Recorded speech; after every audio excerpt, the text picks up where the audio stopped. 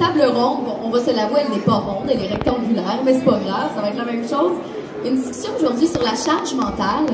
C'est drôle parce que j'en parlais avec d'autres auteurs et c'est vrai que c'est un terme qui est quand même récent, quand même nouveau, dont on entend de plus en plus parler dernièrement.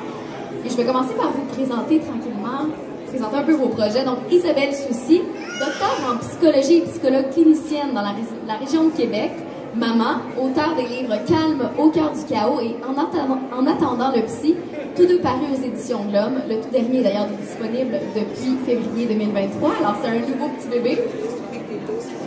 Monsieur Joël Monzé, docteur en neurosciences. Et moi, il y a une chose que j'ai retenue, c'est plus particulièrement la science de la bienveillance. Alors, on va en parler un petit peu après. Avec plaisir. Papa de 2 enfants, voulant aider les parents à mieux comprendre les réactions, peur et anxiété de leurs enfants grâce à son ouvrage « J'ai juste besoin de votre attention », publié en septembre 2002 aux éditions Dauphin Blanc. Et si je ne me trompe pas, il avait été publié préalablement en 2016. Il a été publié en 2016, il vient d'être republié en 2020. Avec une nouvelle édition que vous pouvez voir juste ici. Et Karine Glorieux, écrivaine et enseignante de littérature au Collège de Maisonneuve, auteure de la populaire série jeunesse Mutant, ainsi que maintenant, elle publiera le 2 mai prochain, À côté de la traque, l'histoire de Manu, une femme qui tombe à côté de la traque le jour où elle réalise qu'elle fait un burn-out, qu'elle s'en est peut-être mis un petit peu trop sur les épaules, comme plusieurs personnes que je connais autour de moi. C'est vraiment très inspiré d'ailleurs des gens autour de moi, Ouais. de mon expérience. Oui, donc c'est la première fois que je le présente parce que le livre sort la semaine prochaine. Oui. Alors, il apparaît pour la première fois sur un stand. C'est fun. Donc, de voir la vie de ça. Premièrement, je vais commencer avec une question hyper simple. Pourquoi vous croyez que la charge mentale est un sujet aussi important en ce moment et pourquoi on en parle autant? Est-ce que je peux vous donner une réponse de mère? Le livre que j'ai écrit est lié à une expérience que j'ai vécue il y a 7 ans. Je me suis effondrée à un moment donné, puis j'étais plus capable de rien faire. Puis j'avais vu beaucoup autour de moi des mères, des professionnels qui en prenaient beaucoup, énormément, qui faisaient leur carrière, qui faisaient leurs enfants. Mes meilleures amies ont toute une gang, on a 3 enfants. Puis tout à coup, ça roule, puis il y a un moment où ça craque. Et puis là, on ne peut plus rien faire. Puis, c'est ça la charge mentale, en fait. On l'expérimente beaucoup. Je pense qu'on est dans un monde où on demande énormément aux hommes, mais particulièrement, je pense, aux femmes, aux mères. Puis c'est pour ça qu'on en parle. Puis parce qu'on est des femmes professionnelles, des écrivaines, des journalistes, et ça revient beaucoup dans les conversations parce qu'on vit cette charge mentale. Mais ce que j'ai envie de dire, c'est que on est même à la rigueur beaucoup plus à risque en tant que francophone que si on était anglophone, parce qu'on est une culture aérienne. C'est du livre qu'on aime discourir, on aime parler, on aime communiquer, d'accord? Et alors que les anglophones vont avoir peut-être une tendance à être beaucoup plus dans l'action que dans le discours en tant que tel. Alors de là, j'aurais envie de dire que depuis qu'on est tout petit, depuis qu'on est bébé, dès qu'on vit une émotion, eh bien, on a toujours un parent ou ma tante ou une grand-mère qui va nous donner une suce, qui va nous donner un hochet, qui va nous faire une grimace, qui va nous distraire. Et donc, on porte notre attention à l'extérieur. Et on se base de plus en plus aussi bien pour la validation de qui on est sur l'extérieur que sur « je ne vais pas bien, donc je vais voir à l'extérieur ». Et on va voir, et on va voir, et on va voir à l'extérieur. Et puis, on est donc beaucoup moins connecté avec ce que l'on vit. Il y a un moment donné où, quand notre société est devenue autant complexe que ce qu'on en voit pour l'instant, eh bien, voir à l'extérieur, c'est de plus en plus difficile parce qu'on n'a pas de réponse à l'extérieur. Il faut revenir à soi. Et le plus beau moment qui vient nous démontrer cette hypothèse-là, c'est la pandémie. Où pendant des années, on a appris à dépenser beaucoup d'argent pour acheter des choses pour combler le vide intérieur, à aller vers l'extérieur pour se divertir. Et tant mieux, il y a des comiques qui font beaucoup d'argent dans leur spectacle. Et c'est extraordinaire, c'est un talent fou. Mais ça fait en sorte que du jour au lendemain, on a demandé aux gens de rester chez eux. Oups, je fais quoi? Je fais quoi avec tout ça? Je fais quoi avec moi? Comment je m'en sors là maintenant? Et ce qui fait en sorte qu'on est probablement beaucoup plus conscient de cette charge mentale-là parce qu'il y, y a une rupture dans le rythme et les gens qui ne vont pas bien pour l'instant, souvent, c'est que les gens ont une difficulté à revenir à eux, alors que ceux qui ont appris et apprécié revenir à eux, ça vient ton premier livre, d'accord, qui ont apprécié le chaos et qui se sont retrouvés dans le chaos, à ce moment-là, eux vont prendre beaucoup mieux, puis la charge mentale est beaucoup moins élevée. Toi qui dois en voir au quotidien. Oui, effectivement, je commencerais peut-être simplement par expliquer ce que c'est, hein, la charge mentale. Donc, c'est le fardeau que va porter un individu, souvent un individu plus que l'autre, soit dans un couple, soit dans un partenariat quelconque.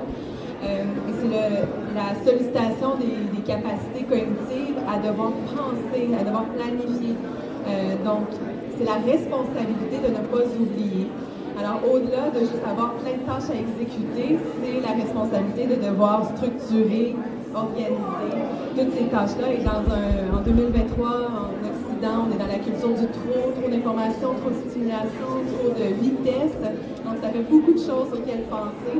Et tout ça, on ajoute ça à des exigences élevées qu'on peut avoir. On met ça à des normes sociales auxquelles on aspire à correspondre, comme la mère parfaite, la femme parfaite, le conjointe parfaite. On s'en met beaucoup, effectivement. Moi, j'ai lu vos 3 œuvres, que j'ai d'ailleurs adorées. Si je peux vous inviter, les œuvres sont en avant, donc à côté de la traque, j'ai juste besoin de votre attention. Et en attendant le psy, je vous l'ai dit tantôt, je suis une jeune maman de 27 ans. Et c'est vrai que ça va vite. Et j'ai le goût de vous demander, parce que je sais que vous avez des expériences différentes, c'est ce que je trouve bien, c'est que toi, c'est en attendant un psychologue, qu'est-ce qu'on fait quand on a besoin de ressources en ce moment? Ici, c'est avec nos enfants. C'est quoi l'anxiété chez les jeunes? Parce qu'ils ont une charge mentale tellement jeune, on l'a vécu en allant dans les écoles. Et j'ai le goût de vous entendre personnellement là-dessus. Puis toi, en écrivant ton livre, qu'est-ce que vous aviez besoin de mettre par écrit et de livrer aux gens? Parce qu'un livre, ça devient accessible. Les gens peuvent le prendre comme un outil, le laisser sur la table de chevet. C'est au moment où ils en ont besoin qu'ils peuvent le prendre. C'est-à-dire, là, j'ai besoin d'un extrait, d'un chapitre. Fait qu'avec ton livre, par exemple, en attendant le psy, c'était quoi l'urgence que tu voyais qui devait se transcrire dans un manuscrit pour que les gens y aient accès?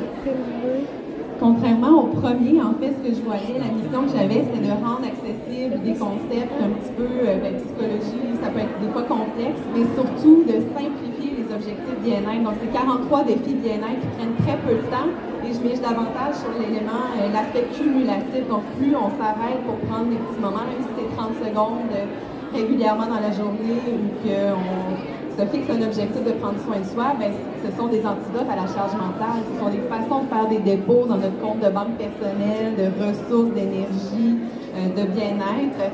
Donc, je voulais, le premier livre est un petit peu plus structuré, ça demande un petit engagement, quand même un investissement un peu plus grand. Mais le deuxième, c'est 43 défis bien-être simplifiés, très accessible en tout temps. Donc, ça passe de passer du temps en nature à faire des petits inventaires, des petits check-ins de comment on se sent, mieux gérer nos émotions avec toutes sortes de stratégies, comment s'affirmer clairement et efficacement. Donc, ça couvre vraiment une grande panoplie. Et la trame de fond, c'est la bienveillance, donc d'être indulgent envers soi-même et s'accepter dans les hauts, les bas, puis l'équilibre. Ce n'est pas synonyme de stabilité, donc c'est d'accepter qu'on a des écarts et que des fois on fait de notre mieux, puis notre mieux n'est pas fameux, mais écoute, c'est ça pour l'instant. J'adore ça parce que moi, à l'idée d'animer la table ronde, je veux montrer à quel point vos œuvres sont importantes et qui devraient être gardées sur la table de chevet. Et j'avais pris un extrait d'ailleurs, Isabelle, que tu as écrit, qui moi, en tant que maman, m'a vraiment parlé. Alors si jamais ça peut vous parler aussi. Lorsque les circonstances nous transforment, certaines de nos difficultés ou de nos réactions intenses sont le reflet d'un contexte de vie, de circonstances ou d'une situation particulière. Elles ne définissent pas qui nous sommes. Par exemple, à une époque de ma vie, je ne me reconnaissais pas dans mes réactions. Bonjour à la maternité. Ce décalage entre la véritable personne que je suis et celle que je semblais être à l'époque reflétait davantage le contexte situationnel de ma vie à ce moment précis que l'individu que je suis fondamentalement. J'étais confrontée à plusieurs épreuves incontrôlables. Je constate d'ailleurs l'existence de ce phénomène chez plusieurs clients. Lorsqu'ils éprouvent des regrets par rapport à certaines réactions ou décisions, il devient très intéressant d'explorer le contexte dans lequel ils se trouvaient alors. Hausser le ton contre son enfant peut certes être un reflet d'un trait d'impulsivité et d'impatience propre à un parent. Or, bien souvent, cela résulte en réalité d'un cumul de stresseurs qui l'affligent. Fatigue, tension causée par un conflit de couple, exigences élevées au travail, situation financière précaire, douleur physique chronique, charge mentale excessive, pression sociale et auto-imposée d'être un parent parfait, etc. Si vous êtes un parent, si vous avez des enfants, si vous êtes simplement un travailleur autonome qui cherche à tout le temps être parfait, ce livre, d'une certaine façon, est aussi pour vous. Fait que j'espère que ça, c'est un extrait j'avais envie de lever la main à chaque élément. C'est ça. Même moi, en le disant, il y a un moment, je fais oui, je sais. C'est ça qui est beau, c'est que tu as apporté ça. On attend les petits.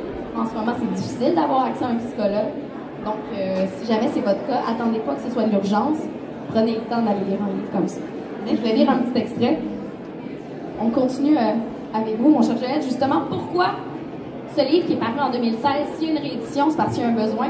L'anxiété chez les enfants. Je sais que tu as fait la tournée des écoles. Tu l'as sûrement vu. Tu la côtoies. C'est quoi l'important avec nos enfants par rapport à leur charge mentale à eux? Comment on les aide avec ça? Mais quand, tu sais, quand tantôt je nommais qu'on nous habitue beaucoup trop facilement à aller vers l'extérieur, Oui. ça nous amène beaucoup dans le cognitif. Mais ça nous coupe de nous. Et en fait, c'est comme si j'ai mes pensées qui sont belles, qui sont intéressantes, j'ai des ressources qui sont là, et j'ai mon corps de l'autre côté. Et plus le temps passe, plus il y a une séparation entre les deux. Pour prendre un exemple du docteur Marquis, que j'aime beaucoup, son fameux pensouillard, on a un hamster qui essaie de tourner entre nos pensées et la réalité dans laquelle on est. Donc plus le hamster doit tourner vite, plus la charge mentale est élevée, parce qu'on n'est plus dans la réalité, on est dans une anticipation qu'un malheur pourrait se passer. Et c'est ça qui pose problème. Donc nos jeunes qui sont face à l'éco-anxiété, ils ont peur qu'on ait la fin du monde. Ils vont avoir toute une série de peurs. Par exemple, ils ont peur de rater un message parce que le téléphone vient de vibrer. Oui, mais je suis dans mon cours de physique, mais c'est parce que c'est mon ami, il a peut-être besoin de moi, parce que si sait-on jamais que ça ne va pas. Donc la vie virtuelle va devenir un outil, d'accord, qui va venir augmenter le degré de stress. Il y a des enfants qui sont à l'école et qui ont peur que, quand ils jouent en réseau, notamment Minecraft, ils ont peur qu'on détruise leur village. Donc ils pensent à Minecraft, ils ne pensent pas à leur cours. Donc c'est beaucoup à l'extérieur d'eux. Donc tout devient des stresseurs qui sont virtuels. Et on a l'habitude, notre cerveau est fait pour réagir face à des stresseurs réels. Ça veut dire qu'on va anticiper quelque chose qui pourrait se passer et plus anxiogène que de vivre l'événement en lui-même. Donc quelque part, ce qu'on va faire avec nos enfants, nos ados ou nous-mêmes, c'est entre autres tous les outils de la pleine présence, d'accord, c'est de ramener nos idées dans le moment présent, de ramener la connaissance du corps. Et plus on apprend à nos enfants à le faire tôt, et plus ils ont des outils pour pouvoir le gérer. Mais tout seuls, ils ne peuvent pas le faire. Avant 20 ans, le cerveau d'un enfant n'est pas capable de revenir en fait à zéro quand le degré de stress est monté trop fort. Ils ont besoin d'un adulte ou de leur meilleur ami en qui ils ont confiance. Si le lien de confiance et la bienveillance est là, la charge mentale retombe. Si la charge mentale ne retombe pas, eh bien leur cerveau ne mature plus. Or, c'est la partie la plus préfrontale, la plus humaine de notre cerveau qui a besoin de temps pour maturer. Donc, ils ont de moins en moins d'outils, et malheureusement, certains jeunes peuvent décompenser d'une manière qui est très triste, en fait. Oui, puis ça vient aussi un peu peut-être avec ceux qui connaissent la culpabilité parentale de ne pas être assez présent ou d'être présent au bon moment. Et j'ai lu d'ailleurs l'extrait où vous parlez de vos enfants, en fait, du truc de si la porte elle est complètement ouverte, je suis là. Si elle est à moitié ouverte, bien, c'est très important. Si c'est fermé, normalement, je dois travailler. Puis c'est aussi de s'enlever nous-mêmes la culpabilité. J'aimerais ça lire un extrait parce que moi, ça m'a frappé. L'enfant a besoin d'appuis sur lesquels il pourra se baser de manière à réduire ses peurs, voire sa détresse. Et ces appuis, ce sont les adultes qui peuvent les lui offrir. Or, les adultes sont eux-mêmes aux prises avec leurs propres défis personnels. Personne n'est à blâmer. Déjà, je le sais. C'est la caractéristique de la vie moderne. Toutefois, les enfants en souffrent beaucoup. De plus en plus. On ne pourra pas nécessairement changer ou simplement influer le cours de certains événements. On ne pourra pas empêcher certains échecs scolaires. On ne pourra pas passer à côté du premier chagrin d'amour que vivront nos adolescents. Il y aura toujours des drames, tant sur le plan individuel que collectif. La question, c'est comment prendre soin de nous et comment prendre soin de nos enfants. Au moins, ça laisse, la charge mentale est égale à tous, ça laisse cette ouverture-là, donc d'avoir besoin de cette attention-là en tant qu'enfant, les parents. Si jamais vous vous posez des questions sur l'anxiété de vos enfants parce qu'ils en vivent, un livre merveilleux à vous procurer qui est disponible. En fait, ils sont tous disponibles, sauf le tien qui s'en vient, mais il est disponible en précommande. Puis Karine, je veux que tu m'en parles parce que tu as toi-même surligné des extraits. Oui, puis je trouve ça super intéressant de vous écouter parce que j'ai l'impression que ça correspond à la quête que vit mon personnage. L'idée d'être en dehors de son corps, d'être déconnecté de son corps. Puis le personnage, à un moment donné, a deux personnages intérieurs à qui elle parle. celle qui est toujours dans l'anticipation, qui a peur de tout, celle qui essaie de la protéger, mais qui n'arrive pas finalement à le faire. Puis le moment où elle sort un petit peu de son état de panique et de tristesse, c'est le moment où elle se retrouve finalement connectée sur son corps. Ça arrive alors que c'était pas prévu, parce qu'elle a essayé de faire de la méditation pleine conscience, elle a essayé de faire plein de choses, mais il y a un moment où elle se retrouve dans l'océan, puis elle réalise qu'elle est en train de respirer, puis elle se dit, ben oui, c'est normal, je respire, je suis vivante, j'ai ça depuis toujours, mais c'est comme si dans sa course effrénée, elle avait oublié qu'elle avait ça depuis toujours en elle. Puis, mais ce que je voulais dire, moi, par rapport à ce livre-là, je l'ai écrit aussi en me disant, quand je suis allée voir mon éditrice, j'ai dit, ben, écoute, j'aimerais ça écrire un livre sur le burn-out, la charge mentale, mais je voudrais que ça soit une comédie. Puis, elle m'a regardé, elle a dit, ah oui, ok, une comédie. Puis, pour moi, cet aspect-là était important et très important dans le livre, parce que des fois, il faut prendre du recul par rapport à des situations, et je trouve que l'humour est une façon de prendre du recul. Quand on peut se regarder avec une certaine, vous avez parlé de compassion, de bienveillance, je trouve que l'humour, l'autodérision permet de le faire. Ça nous permet donc de voir la situation d'un peu plus loin. Et moi, ça m'a permis de le faire quand j'écrivais le livre. Mais mon idée, c'est que les lecteurs, les lectrices vont aussi pouvoir prendre un certain recul bénéfique pour regarder ce qu'elles vivent, se dire, OK, je suis pas toute seule.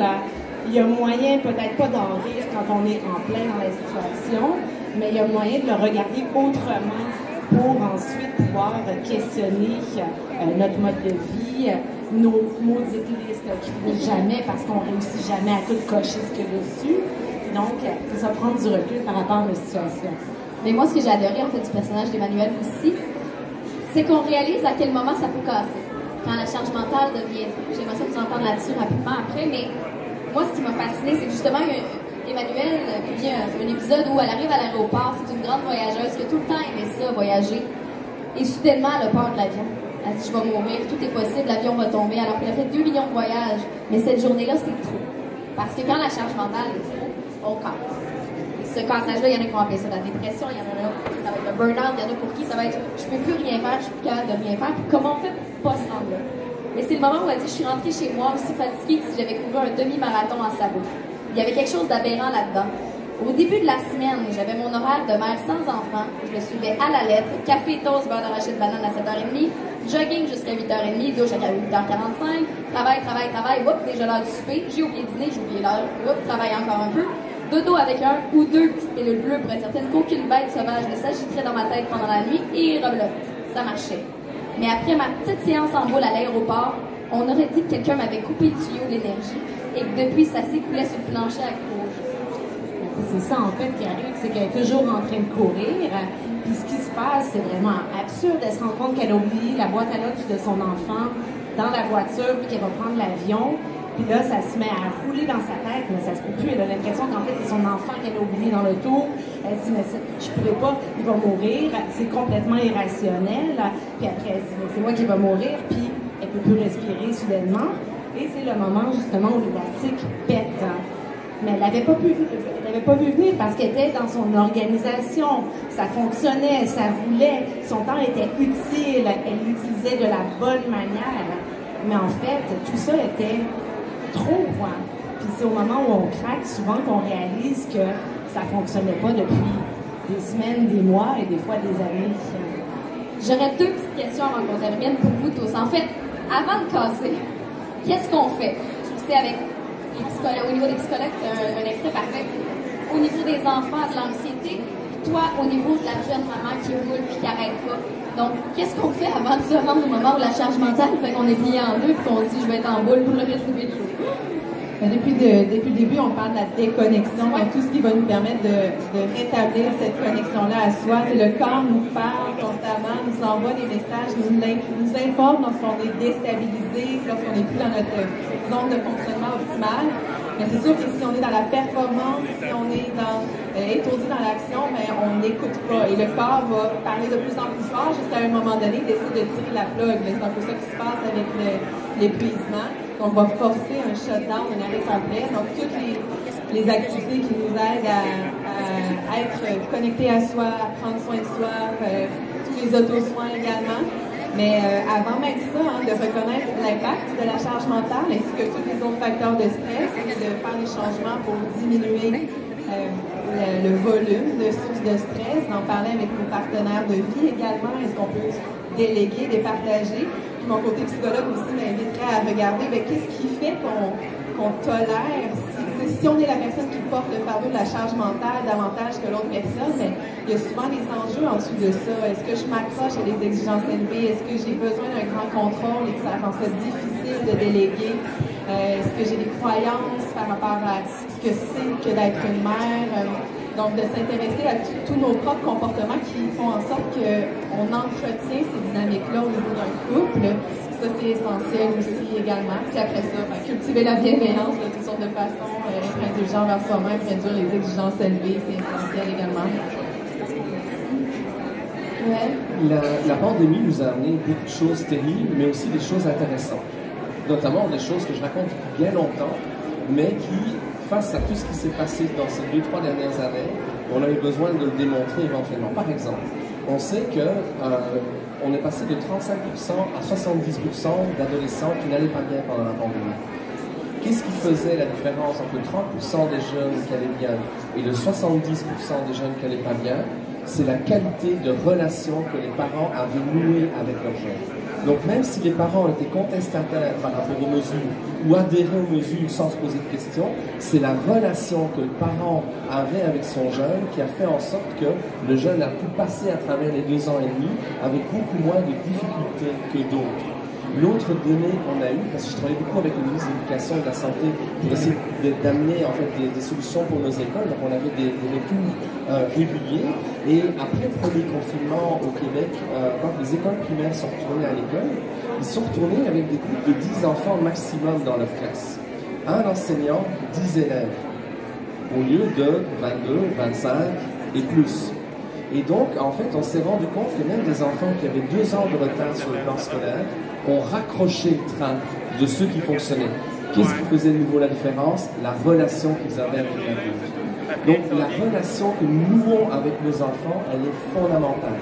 Si cette relation-là, elle est en difficulté, parce qu'on est pris par la charge mentale et par tous les défis que la vie nous amène, d'accord, c'est certain que nos enfants vont être en difficulté. Si je suis un hyper performant pendant ma journée et que le soir je suis sur mon téléphone au lieu d'être en relation avec mes enfants, mais c'est certain que mes enfants vont être en déficit d'attention.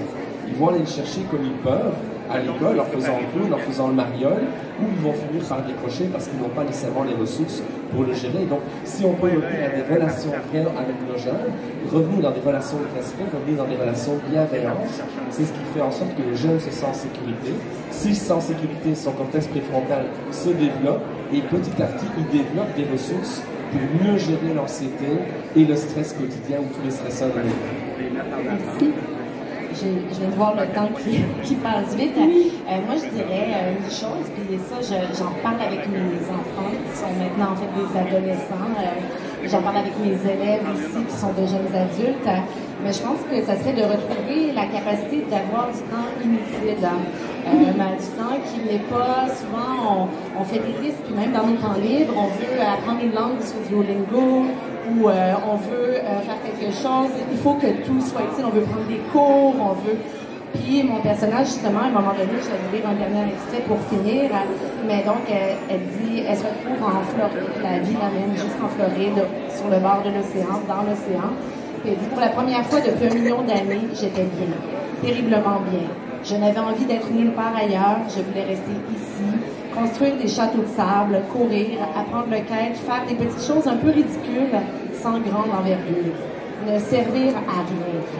Puis je pense que cette idée-là de ne servir à rien, c'est quand même difficile de se mettre ça dans la tête, surtout quand justement on a une job importante, on a des enfants, on a un conjoint, on veut servir à quelque chose, mais des fois, ne servir à rien, c'est vraiment relaxant. Revenir à l'être au lieu du faire. Tout à fait. je veux vous remercier. Je sais qu'il y a une autre belle table ronde après nous, donc une belle discussion. Vous allez être en dédicace, vous êtes en dédicace au salon, c'est que si vous voulez dire juste vos horaires, que les gens sont au courant, allez faire un petit tour, dire bonjour, vous faire juste un câlin maintenant qu'on a le droit. Moi, je suis à l'avant complètement jusqu'à 15h. Parfait! Moi, je vais être à l'avant jusqu'à 15h. À 15h, je donne une conférence où je vais expliquer tous ces mécanismes dont j'ai parlé un petit peu tantôt en lien avec l'enfant ou l'adulte, de 15 à 16h. Et puis, je serai en signature de 16 à 18h dans le premier kiosque proche de la porte d'entrée. Parfait! Moi, bon, étant donné que mon livre n'est pas encore sorti, ben, vous allez pouvoir le trouver en librairie la semaine prochaine. Il est en précommande aussi. Il est en précommande. Sur le site de Québec Amérique, à côté de la traque, il est en précommande. Je suis allée là pour signer mes livres pour les jeunes. Oui. Un énorme merci à vous pour votre temps. On a passé des heures. Passez une belle journée. Merci beaucoup.